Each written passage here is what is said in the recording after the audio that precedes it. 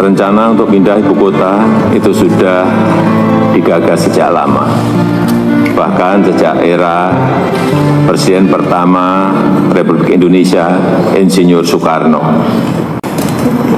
Banyak pertanyaan, kenapa harus pindah? Yang pertama, beban Jakarta saat ini sudah terlalu berat sebagai pusat pemerintahan, pusat bisnis, pusat keuangan, pusat perdagangan, dan pusat jasa. Dan juga airport, bandara udara, dan pelabuhan laut yang terbesar di Indonesia.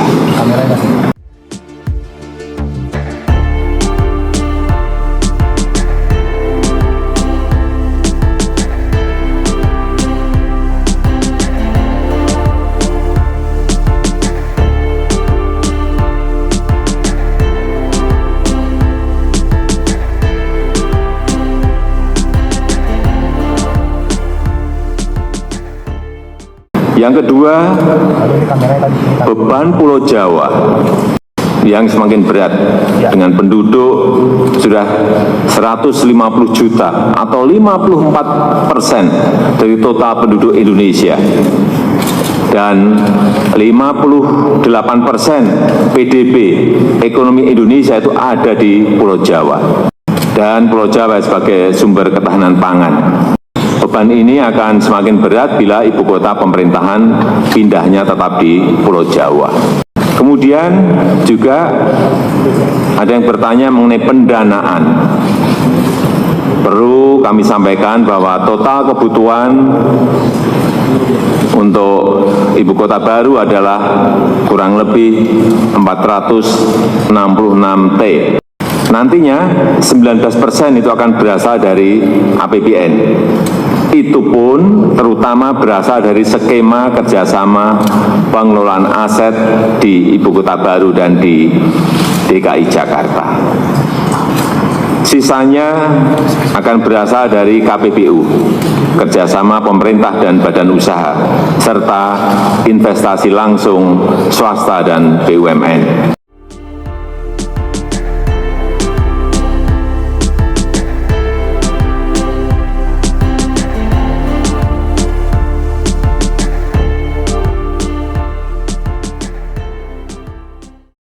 Pertanyaan ketiga, kenapa urgent sekarang? Kita tidak bisa terus-menerus membiarkan beban Jakarta dan beban Pulau Jawa yang semakin berat dalam hal kepadatan penduduk.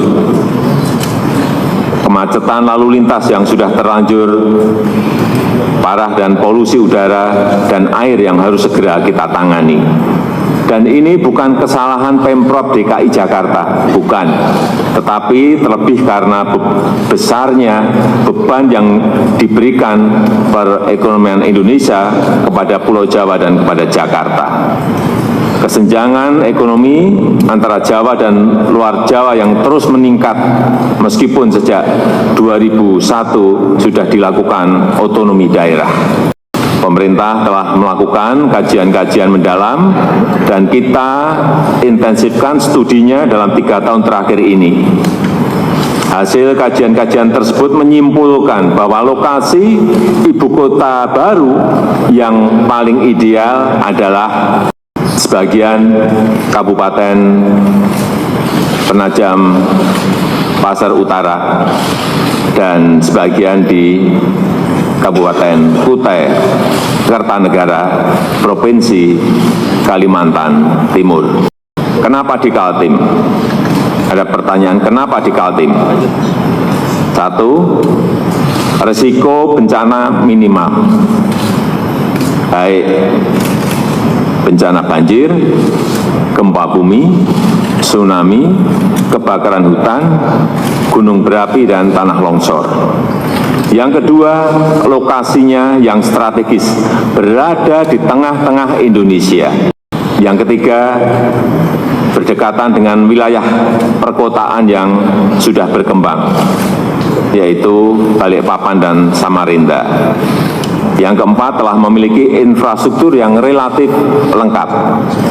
Dan yang kelima, telah tersedia lahan yang dikuasai pemerintah seluas 180.000 hektar. Pembangunan ibu kota baru ini bukan satu-satunya upaya pemerintah dalam mengurangi kesenjangan Pulau Jawa dan luar Jawa.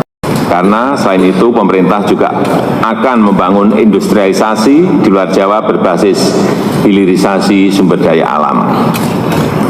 Dan Jakarta akan tetap menjadi prioritas pembangunan dan terus dikembangkan menjadi kota bisnis, kota keuangan, pusat perdagangan, dan pusat jasa berskala regional dan global.